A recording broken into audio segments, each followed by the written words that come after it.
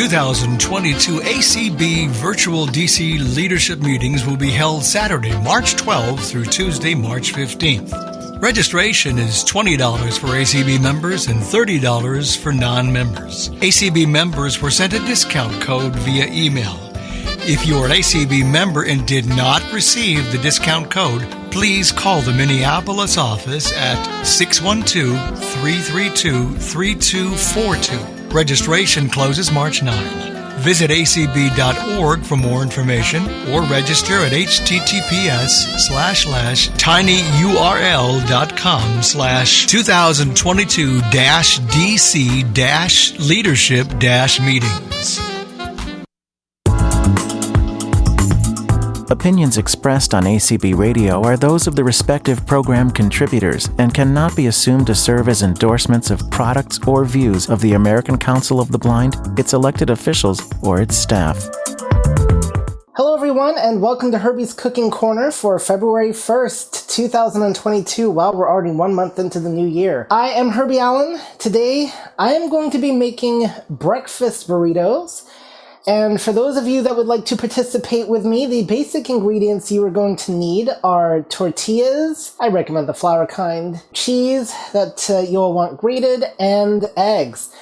And then whatever fillings you want in addition for your burrito, such as meat, veggies. I don't know if I recommend fruit, though. The other thing I forgot to mention, which can really make doing these a lot easier, is a cookie sheet to put the burritos on. And during this call, we're going to talk about various methods that have been talked about on how to do these. Let's get started on doing this recipe. And I've also, for the fillings that I'm going to be using today, I've got a turkey sausage that I pre-made. I've also got potatoes, and also we're going to have steak. So we're going to have one burrito with steak and one burrito with turkey sausage. Well, two burritos with steaks. I need to make them for Chanel as well. So first thing I want to tackle is the eggs, because we want to get those scrambled. You could do it fried, I suppose, if you wanted, but I'm going to do scrambled eggs for the burrito. I think we're going to do, maybe about 4 eggs should be sufficient enough for the burrito. So what I'm doing now is getting out the butter. I am going to place it in the pan. And I'm using the stick butter, and I'm just getting out, so I took that out. I used a knife to cut off a square and placed it in the pan. I like the stick butter the best for eggs just because it doesn't splatter the way that oil does. It doesn't splatter the way salted butter does, and it just makes the eggs taste better, in my opinion. So that is how I do those. Okay.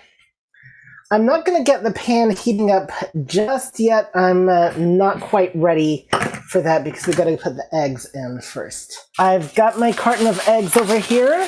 I'm going to open them, and we're going to take them over to the bowl 2 at a time. Now, because of I have a big bowl that I like to whisk them in so there's no spillage.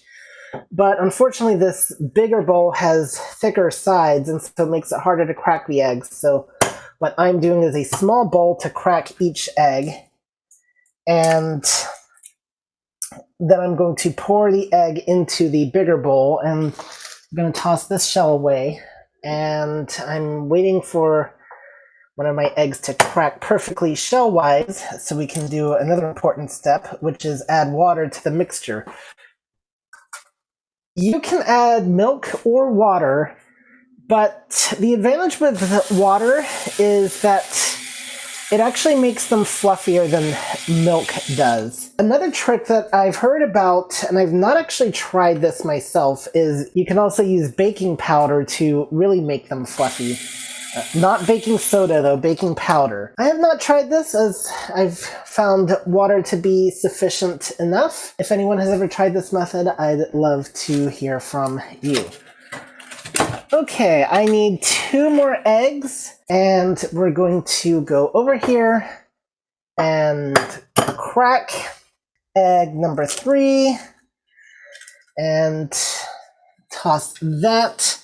I've heard conflicting thoughts as to whether you can put eggshells down a garbage disposal. I will tell you that our apartment complex, that is not allowed, so I'm just tossing them in the garbage. And I'm going to wash my hands again, and hopefully not wash my headphones in the process. As you know, when cracking the egg, you do get raw egg on your hands.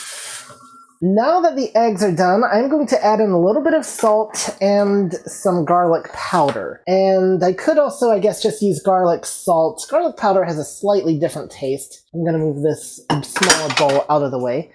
So I just want a tiny bit of salt. It adds some flavor, but it also affects the way they cook a little bit. It helps them firm up much nicer. And that's at least what I have noticed. I don't know if that's scientifically proven or not, but there you go.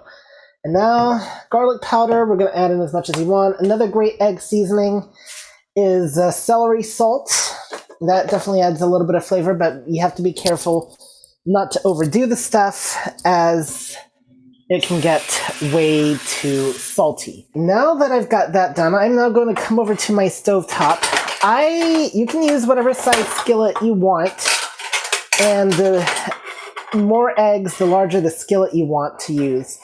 I'm going to make sure the side of the stove where the burner is actually fully cleaned off. I'm just going to use a small skillet. I like a smaller to medium-sized skillet when doing scrambled eggs. I find that the smaller space generates a little bit more heat and just makes them cook that much quicker. But if you're not in a rush or you don't care, you can use a larger one, but I find that they become more fluffier when you do them in a smaller pan. So that is what I like to use. It's just a small cast iron skillet that I got from Walmart ages ago, nothing fancy. And we want to make sure the sides of our stove are cleaned, so there's nothing that can potentially catch on fire when I start the burner. Because now I want that butter that I've put in the pan to start melting. And so I'm going to turn the heat to medium-high, so that'll get the butter melting and still give me enough time to get the mixture stirred. So I'm going to use my egg whisk. And now's a great time. If anybody has any questions so far, you may raise your hand.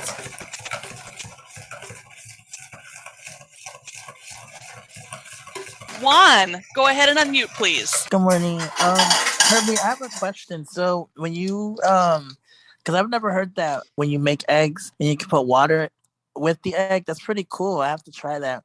How much water do you put into the eggs? Because I know you crack them and then you put them in the pan. And I know you were saying you put water, but how much water do you put? So the same measurement applies whether you're using water or milk. I just use an eggshell. So what I try to do is crack the egg around the edges. That way it's going to give me a really perfect shell. So I can use the bigger half of the shell to measure the water in. And I just usually use about 2 shellfuls, or, if you're using milk, just enough to kind of like cover the bottom. You want it all to blend together. And the amount of water and the amount of, it's going to depend too. Like if you're just doing 1 egg, you're only going to need 1 shellful of water or 2 eggs. So I kind of like use 1 shell for every 2 eggs, 1 shellful of water for every 2 eggs. So since I did 4 eggs, I did, 2 shells worth of water. Okay. It's something you can experiment with and see what works best for you too. Okay. Thank you. Yep, you're welcome. So as you can hear, my butter is sizzling. So I'm going to pour the mixture. I kind of move the bowl over the pan, and I use my hand to feel where the pan is, and my other hand holding the bowl just had it hovering right over it so I could pour directly in with no problems whatsoever. Again, it really helps using the stick butter. It does not splatter the way that some of the other stuff does, and that makes it a lot less harrowing to stand in front of the stove. So while we're getting the eggs cooking, I'm just going to briefly talk about the other stuff for the burrito. So, of course, you're going to want cheese. You can use any type you want, really. I recommend cheddar. Don't know how well mozzarella would do in a burrito, but if anybody has any recommendations also for cheese, I think Jack might be good too. That really could add some spice to it. But we use a mild cheddar here at the Allen household. And I'm cheating today. I'm getting the pre-shredded stuff that you can buy in the bag. I know people don't always like that, and there's some good reasons for that. If you're going to do stuff with grated cheese a lot, it definitely can't add up cost-wise. And there's questions about what extra stuff do they add to it that you don't have in the original block. The advantage is it certainly can save time. I have heard from Courtney's cooking call that it does not melt as well or as quickly as if you do it yourself because of the stuff they put in it to keep it from clumping. So that is an interesting disadvantage that I was unaware of. But that's why I attend other cooking calls too, because I do not know everything. And I also appreciate your guys' feedback. So I'm doing the pre-grated cheese today, shredded cheese today, but you can, of course, get regular block cheese and grate it yourself. Herbie, it's Danette. Yep. So, Danette gets to speak out, guys, because she's cooking along with me. So anyway, go ahead, Danette. Yes. I am. How do you feel about, see, I like to use an electric skillet instead of the stove. How do you feel about electric skillets? How do I feel about them? Well, I think it's a shocking experience. No, I have no problems with electric skillets. Again, I don't know if they make an electric skillet the size of my tiny pan that I like to use for the scrambled eggs, so that's why I've never used one for these. Like I said, I like my tiny pan. Right. But, and also, when you're frying the egg, do you have a spatula in the pan and you're moving the egg around the entire time? Yes, so great question. So I'm doing scrambled today, but we will talk fried as well. So for the scrambled eggs, I'm using a regular metal spoon. I like the bigger sized ones. And I'm using it to stir around the pan and just keep the eggs stirring and kind of like flipping them so they kind of have a chance to really cook easily. So, just some light stirring methods here. Okay. If I was frying, I would have the heat on medium to low. And I like to use a double spatula, but you can use a regular spatula, and then I pop the egg in the pan, let it sit for a couple minutes, and then flip it over once. For mine, I forgot to get veggies yesterday when I was doing my food order. So I just put like bacon. We went out to lunch yesterday, and they gave me like 4 pieces of bacon, which is a little much. So I took 2 pieces home and broke it up and put it in my omelet this morning, and I have shredded cheese in it. So yeah, it's pretty good. All right. Yep. And that's one way of doing it. Just get the restaurant to supply the bacon. I used an electric grill to make my sausage, and we made steak last night, and so I'm also using a leftover steak for a burrito as well. We're kind of alternating here because we can. I could add onions to mine, which does sound very tempting. Just have to remember which ones are mine, because Chanel does not like onions, but that's easy enough. Okay, so these are cooking slow because I don't quite have it on high. So, there we go. Okay. And I really should actually turn on the fan to absorb the odor. That's always a good thing. Now, electric skillets, the advantage with them over the stove is you don't have to worry about pan being placed precisely on the burner. You plug it in, set it on a surface like a countertop or on the stove without the stove being on, and you're good to go. So they definitely do offer some advantages in that respect. And depending on your comfort level, you might want to start off with an electric skillet, or if you have one of those newer stoves that do not offer clear markings on where to put your pans on the burner. New wave induction burners are also good. It is a burner though, so you do have to have the right kind of pan and place it on the thing, but there's only one surface that you're contending with, and so the electric skillet is the easiest. I also find sometimes they don't get as hot as the regular stove. And again, that can be an advantage or a disadvantage depending on your preferences. Okay, now that the eggs are done, I am going to move these over to a plate. and put the pan back on the stove. I've turned off the burner. We're going to let it cool down. Now we're going to talk chopping meat next, but do we have any questions first? Someone just unmuted. Yep, I believe that was Miss Danette. It is. It is. Very good. Okay. Did you put your meat and your cheese in the egg when you were cooking it? So that is a great question. This time I did not. The advantage with doing it that way is it all cooks together and you get to, it kind of all blends together. The disadvantage is it can make more of a mess. And so I find I make more of a mess doing it that way. So I've kind of gotten into not doing it that way. Or sometimes maybe I'll cook like the meat and the eggs together. But so it's kind of I think you should experiment with both methods and see which one works best for you. I think when it comes to the actual burrito itself, it doesn't matter as much. I definitely found that to be a little easier not to do it that way. Tori has her hand raised. Go ahead and unmute, All right, please. Tori. Yep.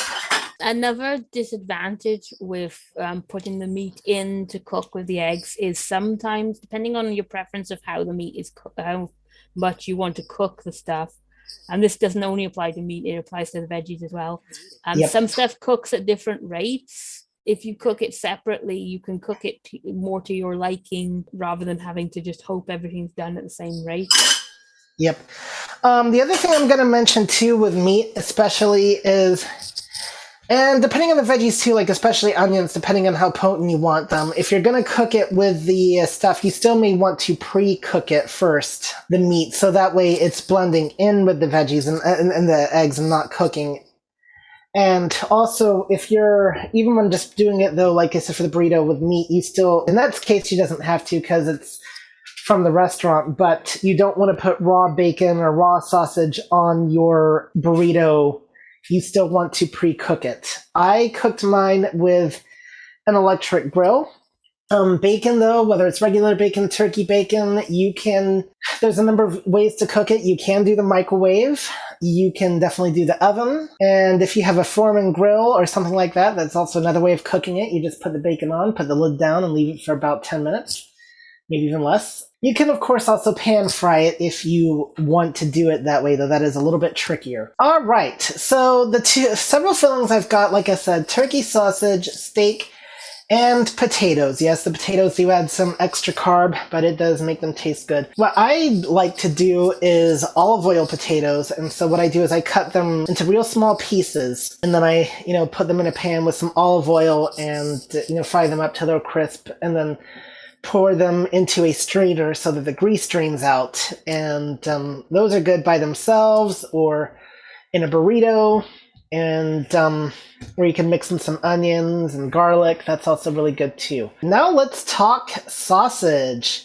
So I've got me here a big turkey sausage. I was hoping to get the smaller turkey sausage links that you would have for breakfast, but I was not having luck finding them. So we're going to use a really more of a dinner turkey sausage, but that's fine. The advantage is it's certainly a lot easier to cook because it's one huge sausage that I just fried on the grill or grilled on the grill, I guess you can. And now I'm going to cut it. And I'm not afraid of cutting myself with a knife because I've done this long enough that I know what I'm doing. So what I'm going to do is take my right hand, and if you are left-handed, then you'll want to reverse this.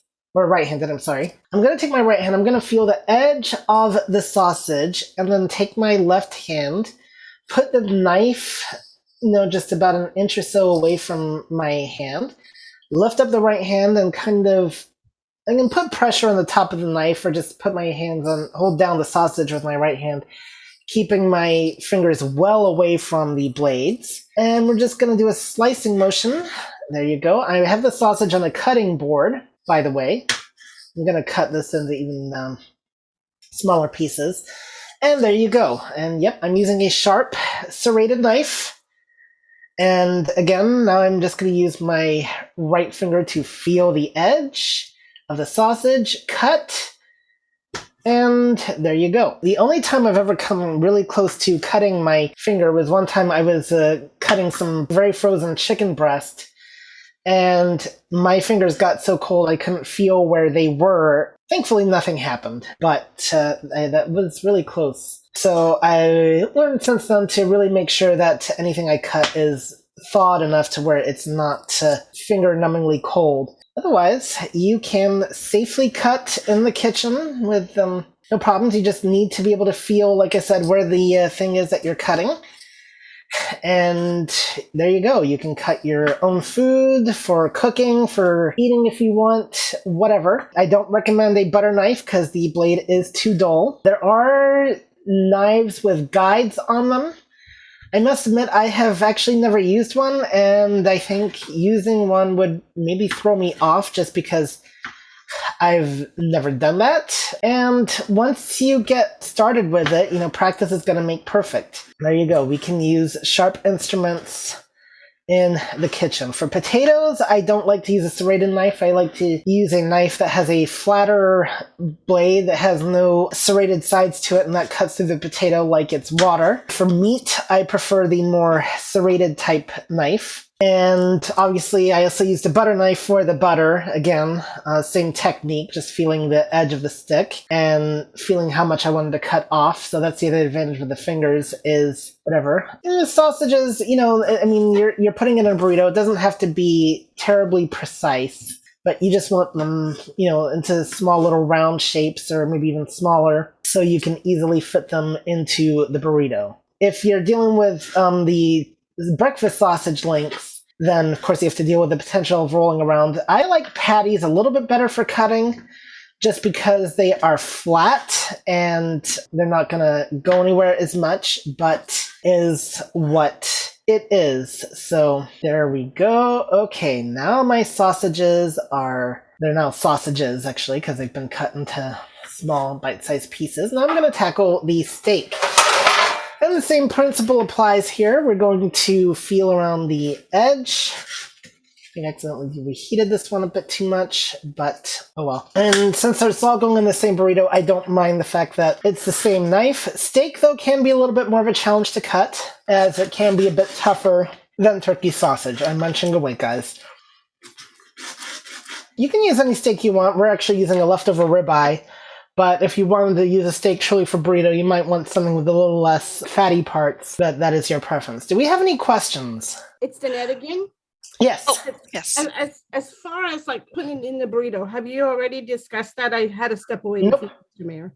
No? Okay. Why don't you take the opportunity to teach them real quick? So what I did, I put the egg in the middle of the burrito, and then I folded the bottom part up, and then folded the edges towards the middle, and then the top of it, I folded it over again, and so that's just how I did it. Sounds good. So again, I'm just cutting the steak into really small pieces so it'll go into the burrito nicely. Another way you could cheat, it's not quite the same taste. You could always use ground beef, and then you wouldn't have to cut it. You'd still have to cook it, though. All right, now that that's done, let's get out our tortillas. As I wash up, I'm going to use a cookie sheet and do it this way. Now, somebody had suggested I also try a breakfast quesadilla where I put the stuff on the bottom tortilla, put another tortilla on top, and bake it that way. That definitely does sound good, and I'm going to have to try that. Now, if my cooking spray, that was my cooking spray that fell, there we go. So I want to just use a little bit of Pam, the cooking spray Pam, on these sheets so that the tortillas are not going to stick. And just kind of use my fingers to spread it around. Unfortunately, I left this cookie sheet on the stove with the oven heated up. So that's going to make it a little bit warm to the touch. But when you got limited room to work with, you've got to do the best that you can. So I've got these really massive flour tortillas. I don't think I intended to get such big ones, but that's what I got. The difference between flour tortillas and corn tortillas are much tinier, and they definitely have a different taste and texture. I recommend those more for enchiladas that you just peel off, and now we set the tortilla on the side here. So I'm going to take some egg. So actually what we're going to do here is, because these are so massive, I think we're just going to do one massive burrito. That's how that will be. Well, 2 massive burritos instead of 4 burritos. And then were you going to say something? No, it's Melissa. I was just going to say, Herbie, you do have a raised hand whenever you're ready for it. Liz, Hey, go ahead and Herbie. unmute, please. Hey, Herbie. Hello, Liz. Hey, Herbie. I am a proud member of the Herbie fan club, and I want to tell you that you've got 27 people on this call, and I want to acknowledge that you're helping people learn to cook, which I think is really cool. Because then people who learn to cook learn to eat better and eat for less money than takeout, and it's better. Okay, so now that I've done my cooking spiel, I have a question. I tend to use olive oil in a spray bottle and just lightly spray my cookie sheet. And I'm wondering why you prefer Pam, because I mean, I know it's not because of the low fat since you're using sausage. So what is the preference for Pam? Okay, great question. So we're using turkey sausage, which is less fattening than the pork sausage.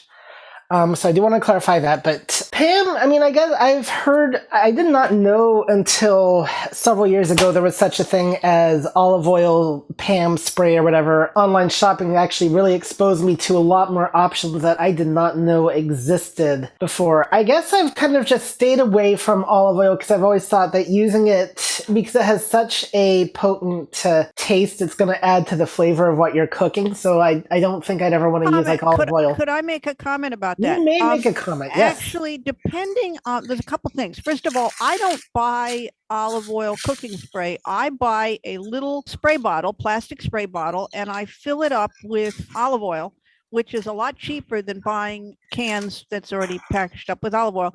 And then the thing about the flavors of olive oil is some olive oil has a much stronger flavor than other olive oils, and it depends on several things.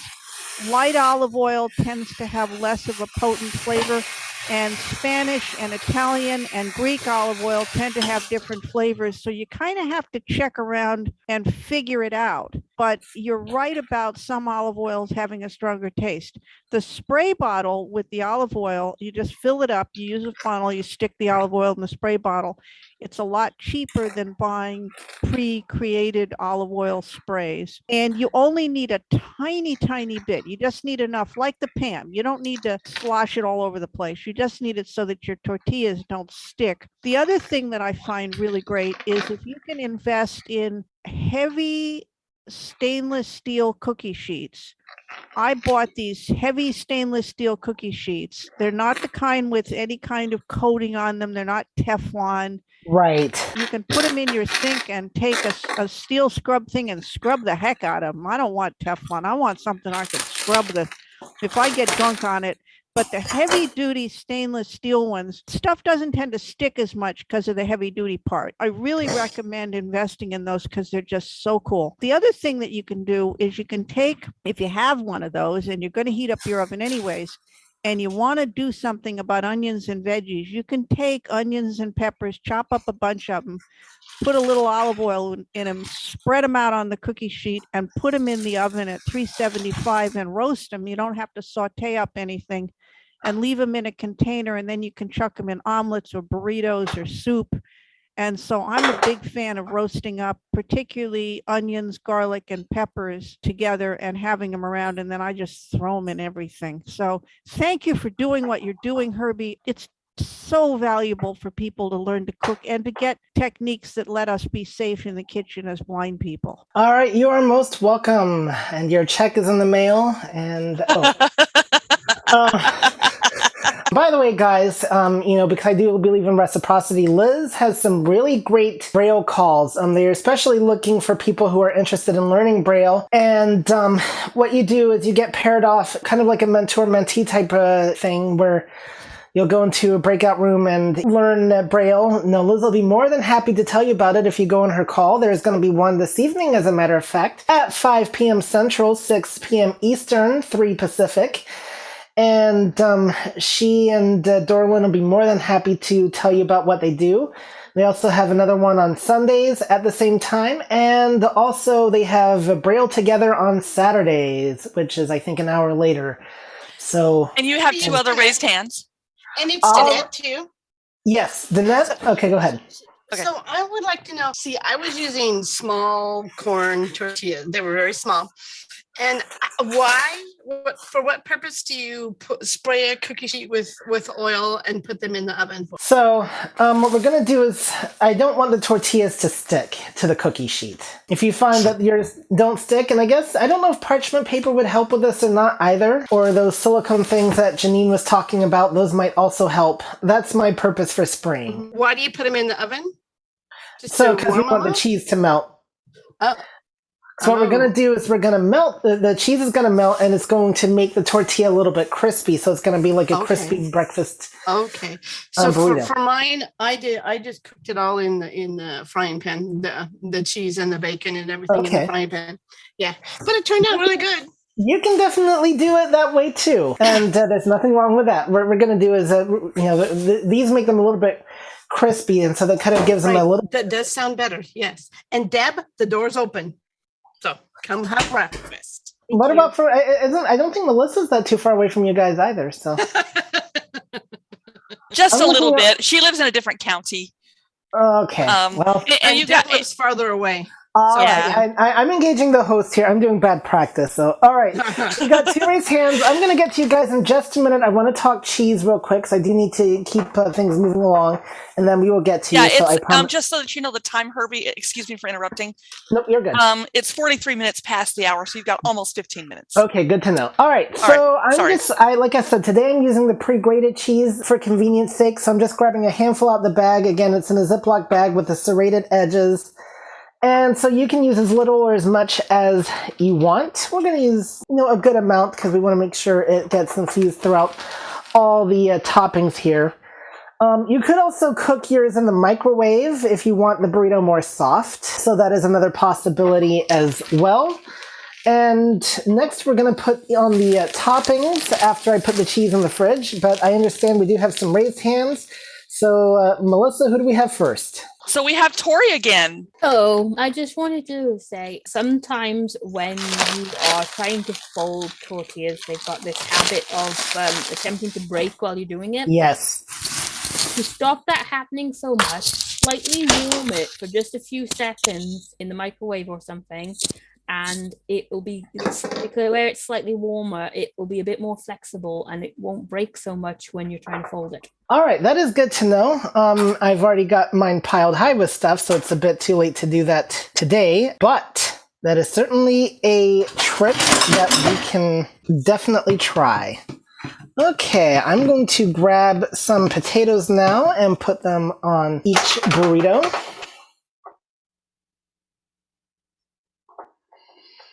And depending on how much stuff you put in the burrito too is going to depend on how well they work. I think I could have made these potatoes a little bit crispier. And now we're going to do steak on one burrito.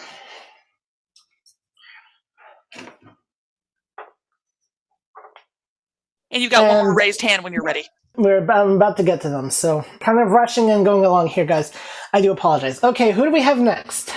Next, we have a very special person.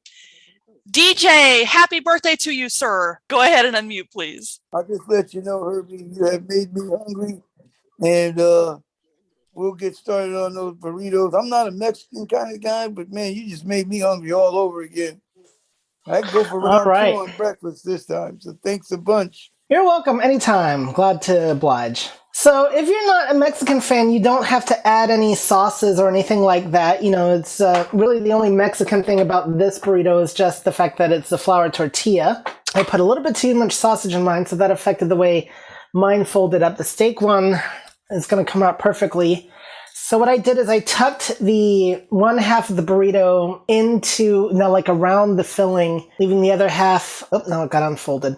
So what I'm trying to do here is, I'm kind of rolling the tortilla up, and then we're going to kind of make sure things are spread out a little bit. Just use your finger to flatten things. Just kind of flatten. I'm pressing down on the top a little bit. So it's always very easy to overload these things. I admire the professionals that do these things, guys. But now we're going to put it in the oven, and it's going to be ready in about 10 or so minutes, depending on how crisp we want it. All right. you got a couple other raised hands. 571 area code. Would you unmute Believe yourself that and is identify yourself, please? Teresa or Pam. Yes, Hold on, hello. guys. Can you hear me? Yep. Give Yeah, me just who a is- second. Before I do that, Amazon, set timer for 10 minutes. All right, go ahead. And who is this, please? Yeah, this is Pam, not of the cooking spray, but Yep. but my name is Pam too, or PJ. I was heard one of your ingredients was like bacon or turkey bacon. I've never tried that. That seems like that would be a very good ingredient.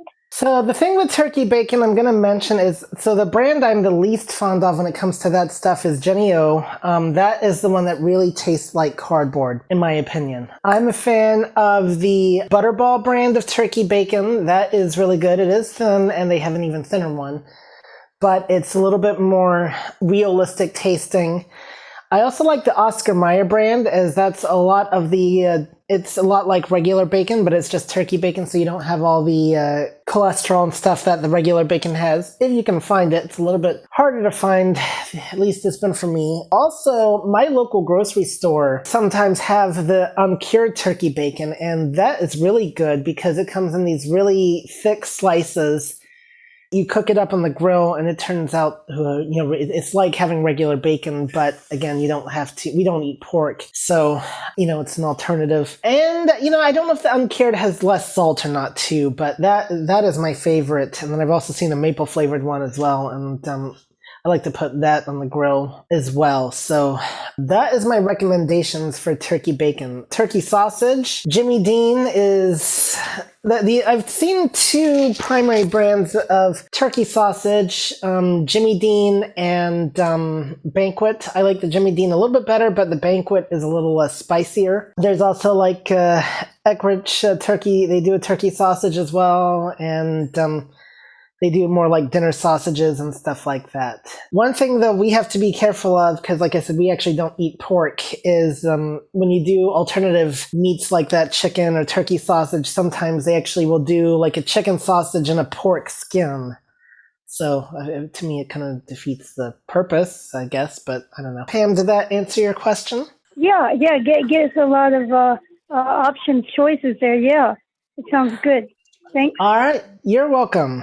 Okay, who do we have next? We have Jeanette. Go ahead and unmute, please. Hi. So Hi. In our house, we use Applegate chicken sausage, and it is actually very good, Herbie, and it has a very nice flavor, and it's sweet. When I first tried it, I thought, I won't like this at all.